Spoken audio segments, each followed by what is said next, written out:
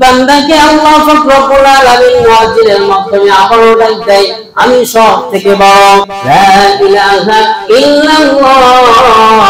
বান্দারে আমি ছাড়া তোর কোনো ইলাহ নাই, কোনো মাবুদ নাই। দুনিয়ার মধ্যে যত আপনজন দেখো, যত প্রিয়জন দেখো, সব একদিন তোমাকে ভুলে যাবে।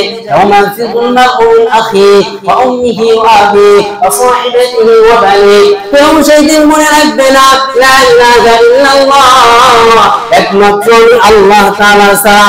আল্লাহ রব্বুল আলামিন মুয়াজ্জিনের মাধ্যমে মাইকের মধ্যে ডাক দেয় বান্দাকে, বান্দা মসজিদের মধ্যে আসো, আমি তোমার সাথে একটু কথোপকথন করতে চাই।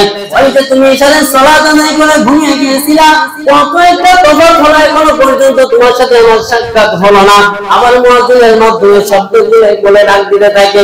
বান্দা যখন ঘুমের মধ্যে বিভোর থাকে, তখন মুয়াজ্জিনকে একটা শব্দ শিখিয়ে দেওয়া হয়েছে, আসসালাতু খায়রুম মিনান নাওম। বান্দারে ঘুম থেকে সালাতটা উত্তম, ঘুম থেকে সালাত উত্তম। বান্দা ঘুম থেকে মসজিদের মধ্যে আসো, তোমার সাথে আমি একটু সাক্ষাৎ করতে চাই। আল্লাহ রব্বুল আলামিন নামাজের মাধ্যমে বান্দার সাথে কথোপকথন করে, বলেন সুবহানাল্লাহ। আবার যখন ফজরের মধ্যে আযানদের সাথে কথা বলা হয়ে যায়, আবার যোহরের মধ্যে ডাকবে, বান্দারে সেই সকালবেলা তোমার সাথে আমার সাথে কথা হয়েছে, আবার কতটা সময় চলে গেল, তুমি শেষ নবী, শেষ উম্মত, তোমার সাথে আমি কথা বলতে চাই। আবার যোহরের সময় মুয়াজ্জিনের মাধ্যমে আল্লাহ ঘোষণা দিতে থাকে, বাক্যগুলো বলে ঘোষণা দিতে থাকে।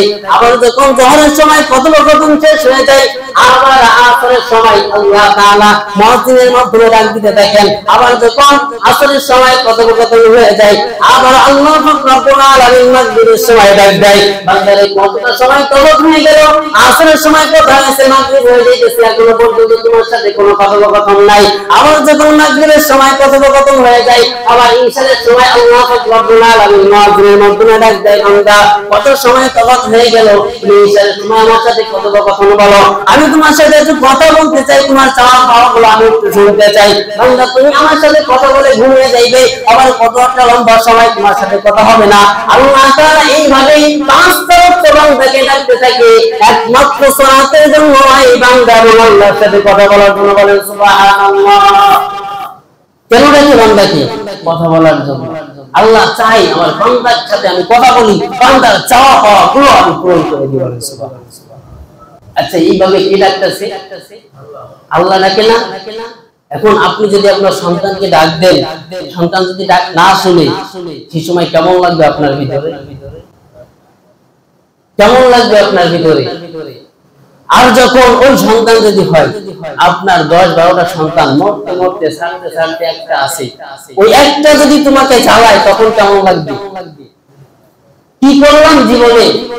আল্লাহ পাক রব্বুল আলামিন শেষ নবীর শেষ উম্মতকে ডাক দিতে থাকে যে আসো মসজিদের মধ্যে, বান্দা আমি তোমার সাথে একটু কথা বলতে চাই।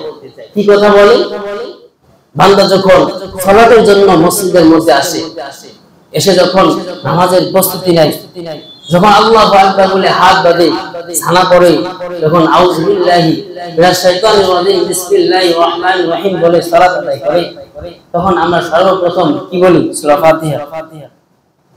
যখন বান্দা সূরা ফাতিহা শুরু করে, আলহামদুলিল্লাহি রাব্বিল আলামিন, সমস্ত প্রশংসা আল্লাহ তাআলার জন্য, যিনি গোটা জাহানের মালিক।